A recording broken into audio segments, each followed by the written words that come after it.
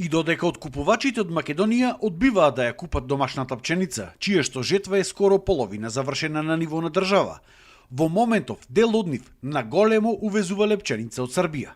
Земјоделците обвинуваат дека ваквиот однос на откупувачите и државата е крајно некоректен спрема нив и бараат итно стопирање на увозот се додека не се откупи домашното производство. Неофицијално откупни фирми вршат откуп од Србија. Значи, не сме ние заштитени од државата. Денеска имаме увоз на пченица, вчера имаме увоз на пченица, се знае и кој е тоа откупувачо, меѓутоа сега не мора да го кажеме, ако ги интересира, може да уствари знаа самата држава, самото министерство знае на кого му дало дозвола за да врши откуп на пченица во овој момент. А и втора работа, имаме увоз ние на брашно. Неофицијално имаме увоз на брашно во текот на една година 6 милиони килограми. И тука не е заштитена нашата гранка.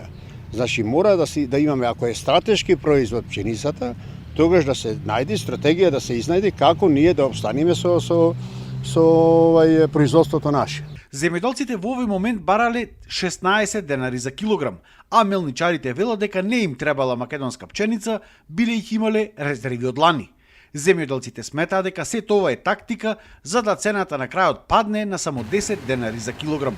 И што е најбитна работа, ние како производители на пшеница оваа година гарантирам дека имаме многу квалитетна пшеница.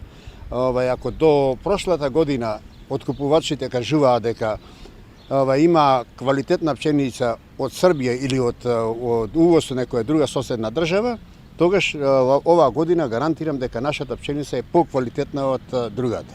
Незадоволителна била и цената на јачменот.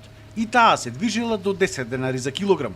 Земјоделците бараат доколку се случи цената да остане толку ниска, парите до производната цена, односно до 16 денари за килограм, да им ги надополни државата.